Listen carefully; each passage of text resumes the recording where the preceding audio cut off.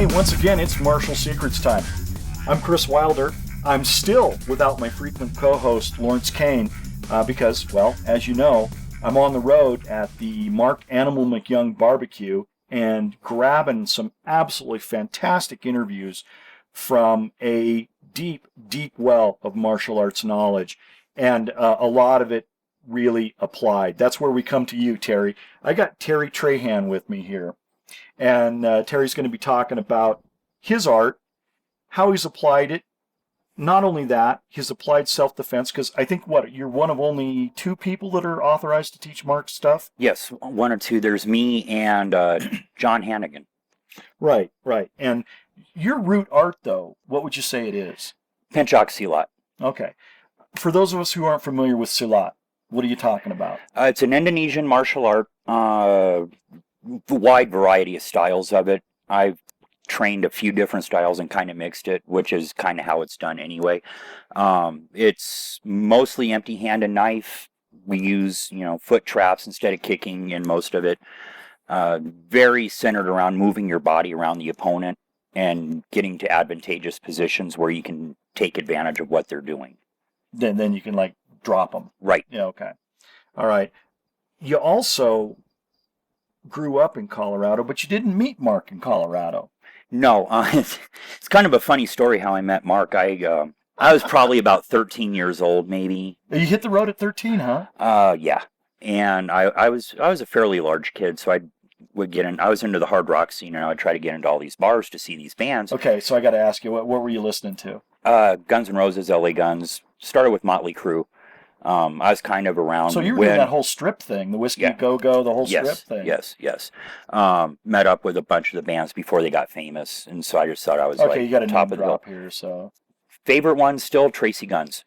Not enough cred. Not at all. Not enough cred. As a matter of fact, we're going to see him. I think it's in about a month. He'll be in Denver. So, my son and I just went and saw Helmet the other night, and just ripped it up.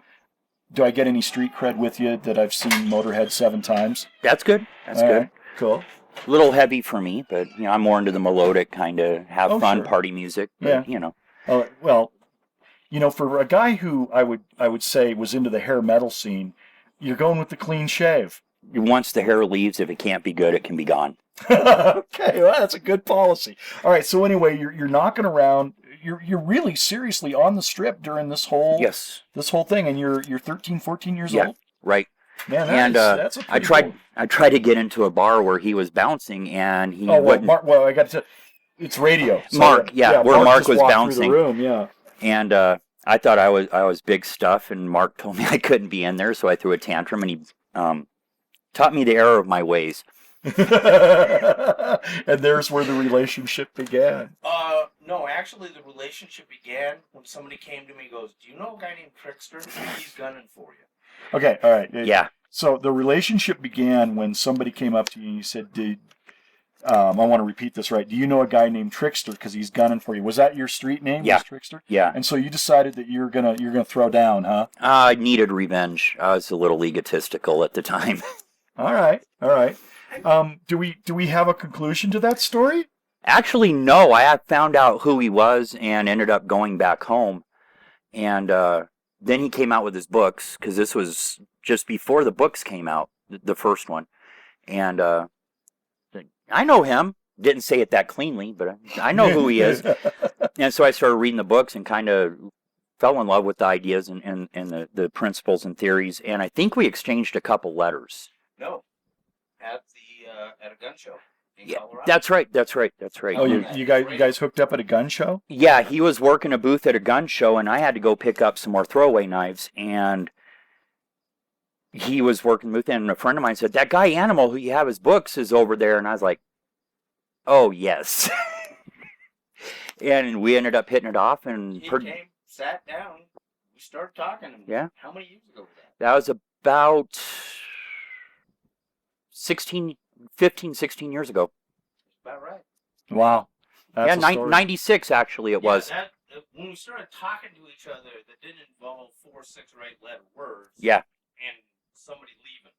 It was about 16 years ago, 15, 16 years ago. And as he entered the room, he has now left the room. I want to get back to this. That's a pretty. You gotta have a pretty hot sense of yourself to be 14, hanging out on the strip during the that whole time of the that LA metal scene, and banging around in that. Did you get mixed up with the wrong crowd? Yes. First, it wasn't too unusual to be my age out there. Most of us Really? were in. Yeah. Oh, okay. I mean, like Tracy's only 2 years older than I am. Oh yeah. So, he was sneaking into bars to play. We were sneaking into bars to see him. Sure. A lot of us were between 13 and 17 at the time. The money people were older, the people that kept the clubs going. But, we were all quite young. There's people who were younger than I was doing that. And you kind of just band together. And obviously, since we're talking about the time period, drugs were a big part of it. Oh, sure. And I wanted to be a rock star, started hanging out with the wrong crowd, and kind of let the violent side of me go instead of the creative side. And I got hooked on drugs, and it took a while to find my way back. Mark was quite helpful in helping me find my way. Yeah, that's a pretty cool story. I mean that it has a good ending. Yeah. And and that you met in less than fortuitous circumstances, and it sounds to me that relationship was meant to be. Yeah, philosophically speaking, I don't think anything happens for no good reason. Right.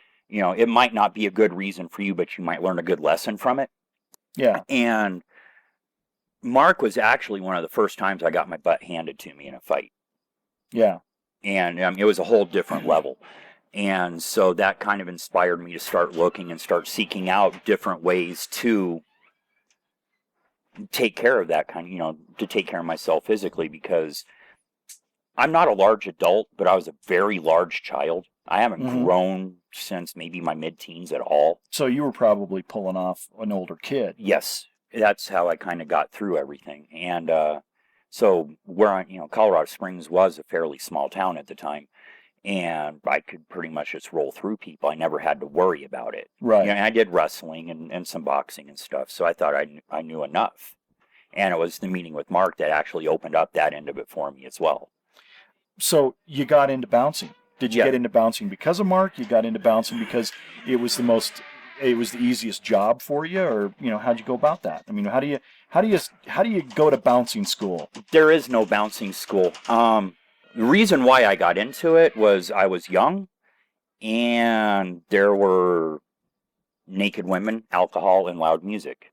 All things that my life revolved around at the time. Mm-hmm. I was pretty good at fighting people, and I was even better at talking to people, which is a very underrated skill in being a bouncer. Everybody thinks you're just there to beat drunks and fight. But what you're there to do is protect the interests of the club and the owner, and if you can do it without getting the cops called, that's even better. Sure, because it keeps their license and they're making money. And I don't get hurt as bad. Yeah. And so I just got into it. At first, I was one of the guys that would run and start fighting. It was up to other people to do the talking, but I hooked up with some really good people who showed me how to do it. And I'm... How old are you now at this time? Oh, right out of the Army, so probably about 18. Oh, yeah, so we moved from the strip to the Army? Yeah, I mean, I didn't start bouncing on the strip at first. I started bouncing at a strip club in Colorado Springs. Uh-huh. And I have a natural wanderlust, so I would just kind of travel around, because you can find a job bouncing anywhere. Sure. Especially if you're not picky about which club you work at. I had a bouncing gig at a place called Monty's where it was a dive bar, but I made good enough money to survive, so I was happy. Sure. So, the Army, I got out because I hurt my knee, and decided that wasn't for me anyway. So, before we went on the air here, you were saying that you bounced mostly strip clubs. Yes. Why? That's where you make the most money. How is there more money in that than... I mean, build me that formula there, because it's not my world. I don't know it. At a strip joint, you get a lot of money from the bar. The girls get a lot of money, and how it's set up is the girls tip you out. They pay you for protecting them, basically. It's a pretty mercenary position. It can be anywhere from... I've been tipped out as low as 5% of what they make on stage to as much as 10, 15%. And you do that, you divide that between however many girls are working, you can walk out with a pretty handy chunk of change. Plus, you get tipped out from the bar, because most of the time you're being bar back, you're stocking the bar and everything and helping them out, and you protect the bar. And you can walk out and you got your base pay. Yeah. Which I ended up being I was actually the highest paid bouncer in Denver for quite a while. And I was walking out with quite a bit of money every night. So, well, let me ask you this: if you become the highest paid bouncer in Denver, then are you making the money because of a reputation? Are you making the money because of your efficiency? And if you're the highest paid bouncer, it must mean, I would assume, that you're good, and that there would be other people come a calling saying, "Hey, aren't you Dalton?" no, that's totally Hollywood. You don't really brag about it. When I was doing it, nobody knew how much money I was making except for the people paying me. Sure. It wasn't until I started asking around, and I worked at quite a few of the clubs in town, that I knew how much the average going rate was versus how much I was making. I wouldn't walk around telling people I was that well paid, because then you would have people trying to either rob you or take you for reputations. If I can take him, I can make that much money myself. Sure. And so self-preservation. You become a mark. Yeah. And you don't ever let anybody know all what you got going on. It's you protect all the secrets you can. It's why, one of the big things that I love about CLOT that I actually learned before, but learned to apply it better after I started studying CLOT, is subtlety and trickery and stuff. And, you can't be seen beating the crap out of people.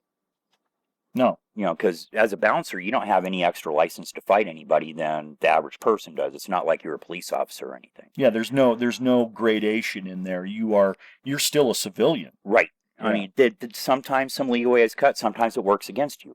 It depends on where you're working, what club it is.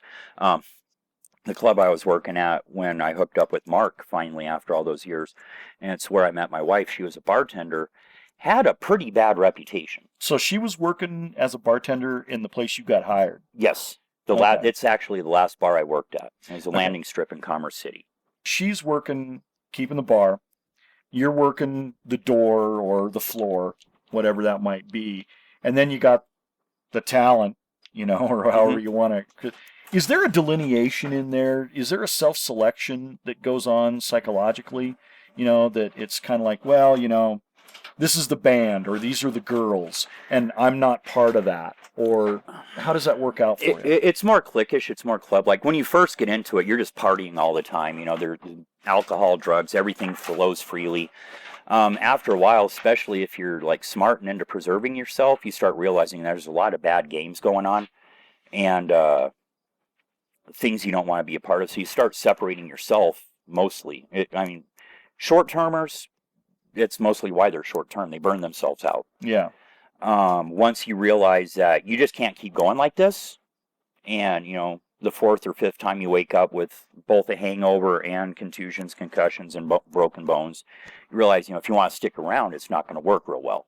Yeah. And then also just all the interpersonal drama, because a lot of dysfunction.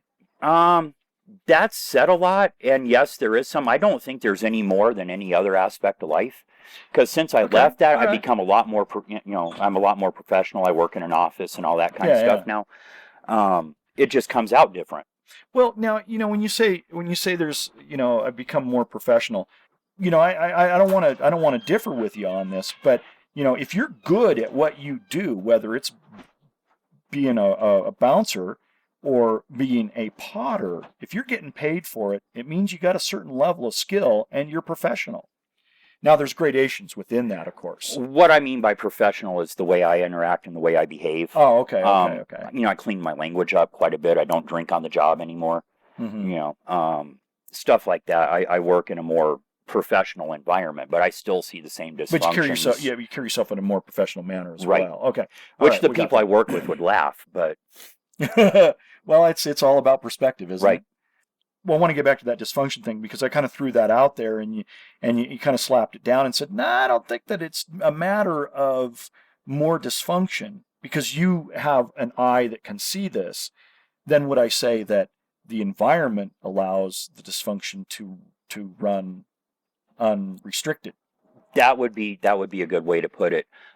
Like I mentioned, in a more professional office environment, I still see the same dysfunctions.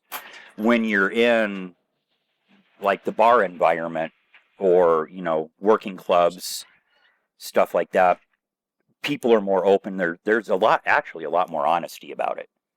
About the dysfunction. Yes. I am this way, I am what I am, take it or leave it, Yeah, yeah. So there's not a nice candy coating over it. When people first get involved in it, there might be, but they quickly learn that it doesn't matter. It doesn't matter. We're all here in this together, and you got your little cliques forming up and stuff like that. Look at high school. You had your jocks and Sure. your brains and nerds or whatever. Same thing happens anywhere you go. You find a clique that you fit with, and you basically help each other. And the other ones are actively working against you to get what they think you have.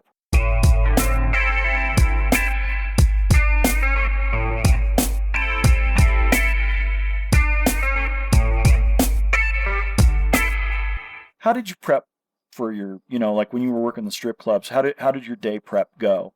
Was it a different environment, a different crowd on a Wednesday as opposed to a Saturday?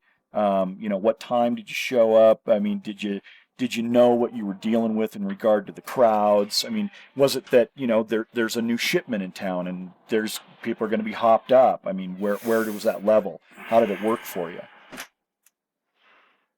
Well, when you're first new into a place, I would show up real early. I opened the place, and a lot of the times I would shut it down also. I would work doubles. I would work from 11 in the morning till about 2 or 3 at night. Sure. Or in the morning. When I was first there, I would be watching everything. I would be very attentive because each place has its own energy, its own vibe. Different crowds come in different days, different times. Different shifts are different. Are they predictable? They get that way. Yeah. If you can learn to pay attention, and I also think there's a little bit you have to be intuitive. Sure. And be able to read people, and body language plays into it, but there's something undefinable that you can just feel. Sure. Understood. Once you start being able to read that, and towards the end of it, like when about the last 8 bars I worked at, I could walk in, and it would only take like a week or two to figure out where things were going, what it would do, Once you get a whole work weekend, and you could tell from a Saturday to a Tuesday morning, you learn to understand it and just become second hat. And then after that, there's no prep anyway. The only time we would really do extreme prep is when we have a feature act come in, which is usually like a porn star who travels the dance circuit to promote a movie or, make extra money. You have to do prep for that, because then you're dealing with a whole different level, like fanatic type people who will follow these women everywhere. Yikes, that's a little creepy. It is. The first time I did it, I actually had to take a couple days off because what I saw just kind of freaked me out, the way people were reacting. And some of them, it's almost like a religious experience. And, wow. And some of them, it's a doorway to like some of the really darkest parts of people. Yikes. Oh, that's quite a comment when a pro has got to take a little time off. Mm-hmm.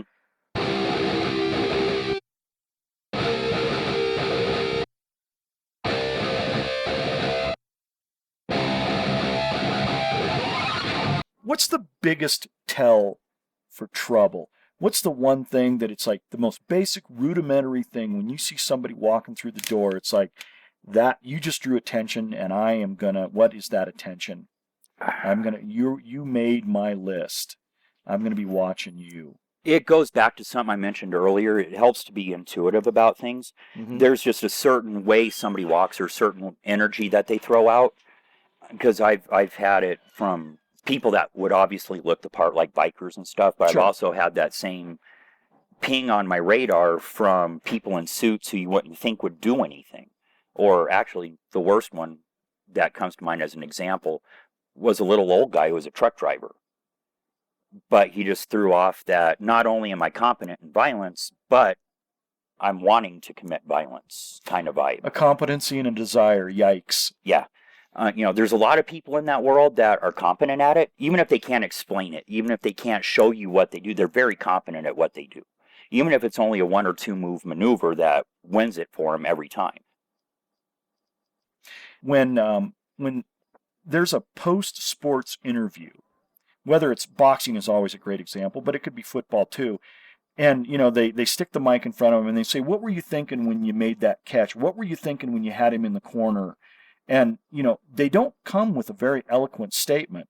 They come with a very basic statement, if they can even articulate it at all. It's things like, I knew I had him, or I just reached. There's not a big intellectual discussion going on internally about it. It's sort of this intuitive, like root chakra kind of behavior that they got it. Yeah, that's true. Some of my biases are going to show in this answer, but people who haven't been there very often, if at all, tend to overemphasize the intellectual part of it. Whereas people who did it for a living is just it's the same as breathing. It's the same as, birds fly, but you can't get them to explain how they do it. Yeah. And when you live it as a lifestyle, it's not something you have to pay attention to. It's not something that... It's the water you swim in. Right. Is my foot in the right place? You learn that if my foot's there, I can do this. If it's not, I have to do something else. You're right. There's no way to explain.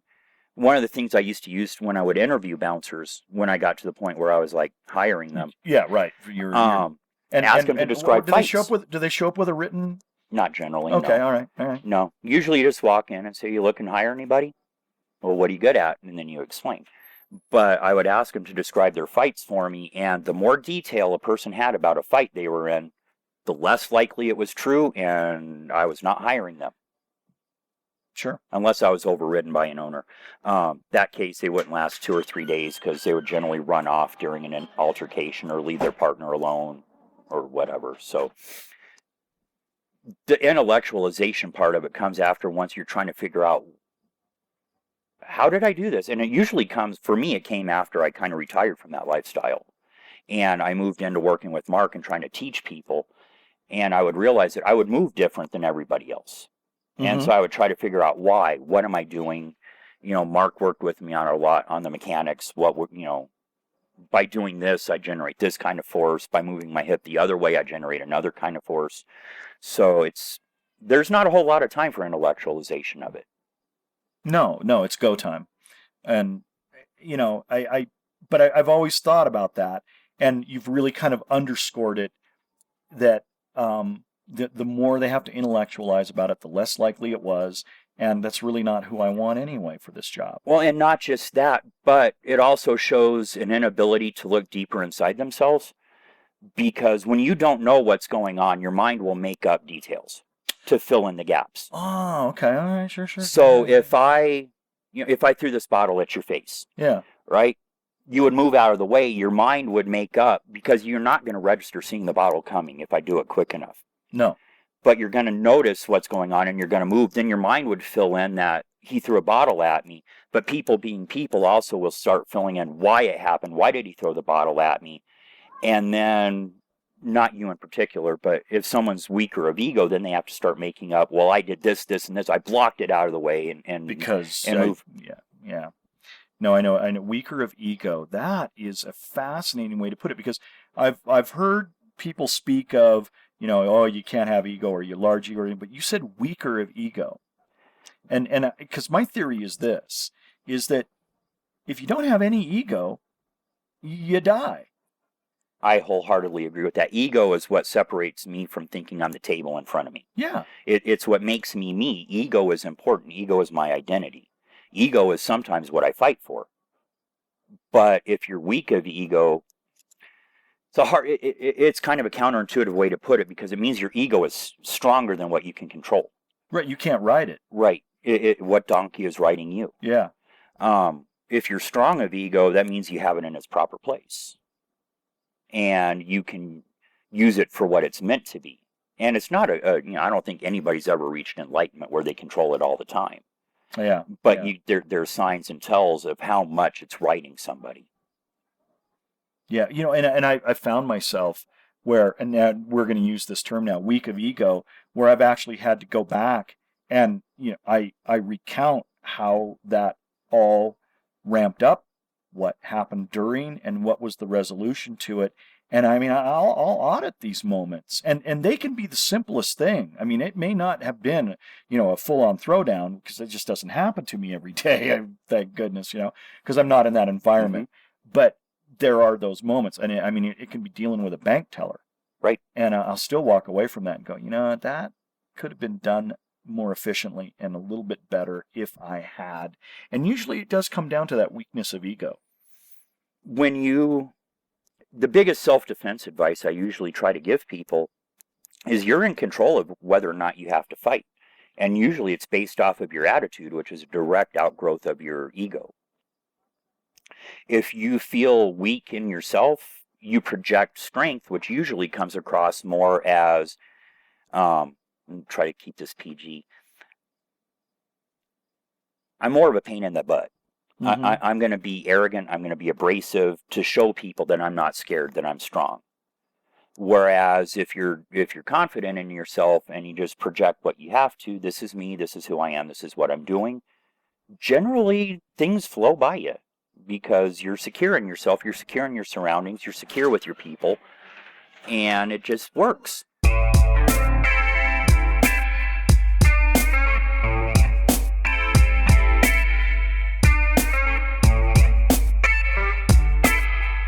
Let me jump to something, Terry.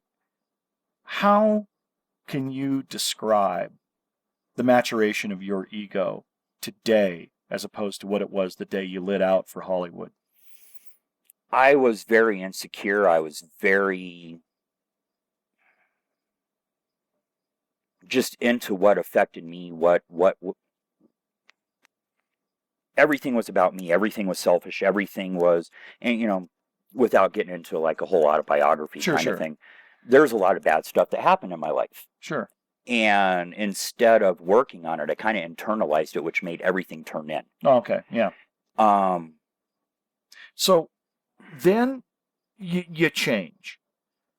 Did you change and find the martial arts, or did the martial arts begin to change you? Both.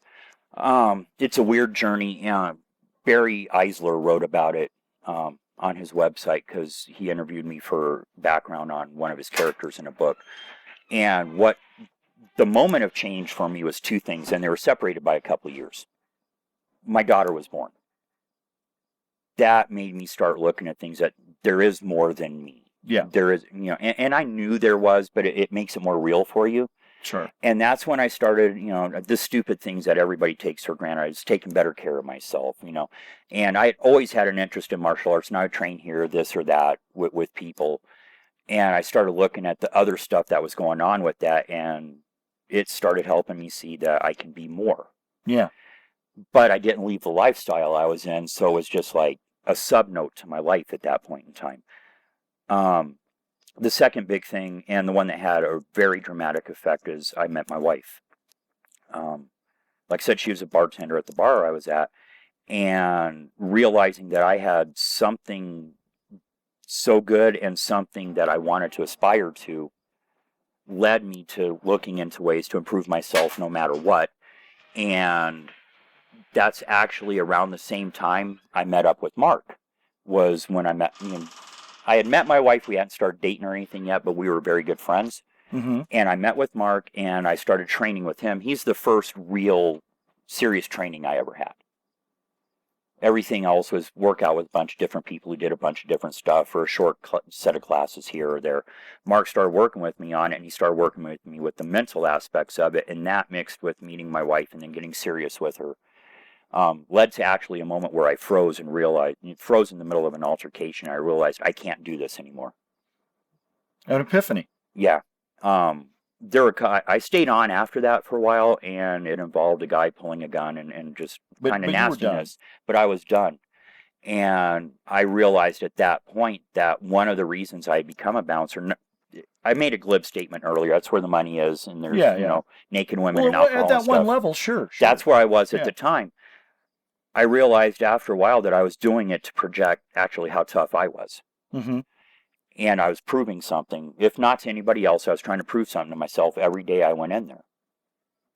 And when I realized that the world was bigger than me and I started growing into it, I didn't need to do that anymore. And then I realized that there was things more important than that I wanted to live for, not just survive through.